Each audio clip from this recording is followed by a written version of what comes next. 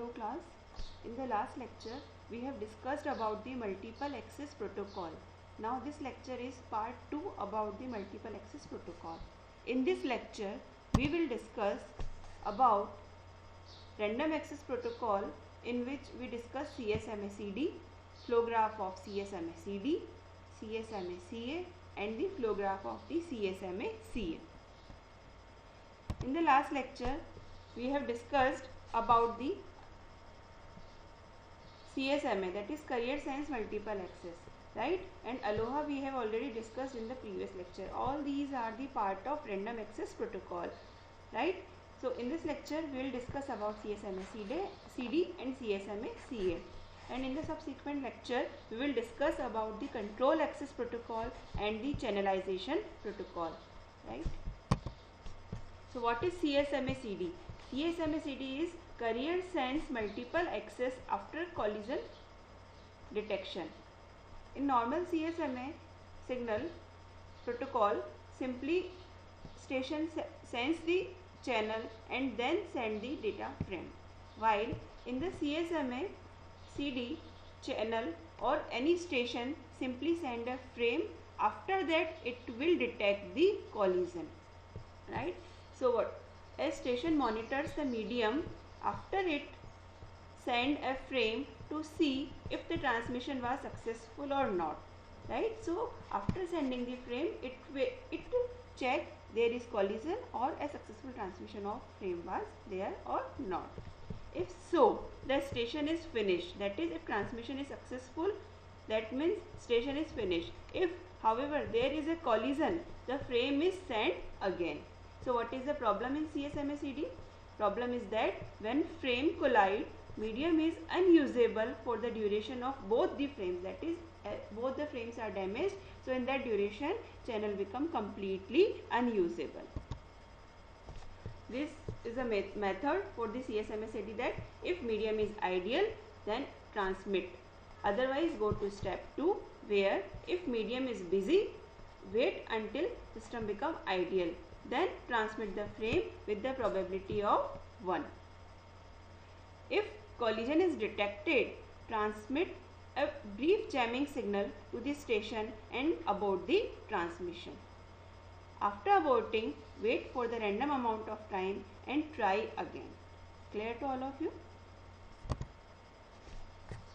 So here you can see that 4 stations are there, that is A, B, C and D. A is simply transmitting his frame and C is transmitting his frame.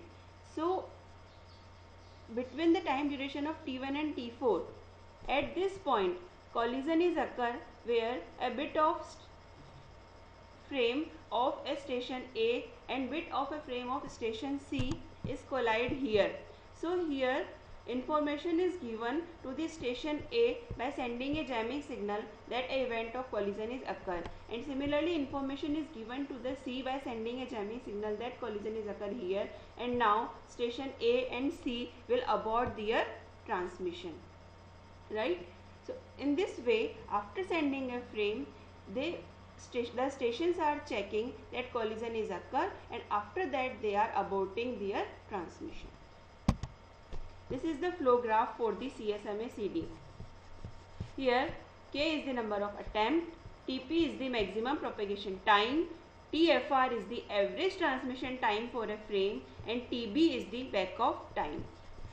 So in the start, when K is equal to 0, they simply transmit the frame by applying any one of the persistent methods which we have discussed in the last lecture, that is 1 persistent, non-persistent or p-persistent, right? When transmission is done, so it check that transmission is done or not. If transmission is done, then it will check for the collision. If transmission is not done, then again it will wait for the system to become ideal and for the transmission of the frames. Now if the transmission is done by the station, then it will wait that there is a collision or not. So it will detect the collision. If there is no collision, it means successful transmission of frame is there, and if yes, collision is detected, then it send a jamming signal to the station and increase the K with the number of 1. After that, it check the value of k is greater than k max or not. What is k max? K max is maximum number of transmission is allowed to the station.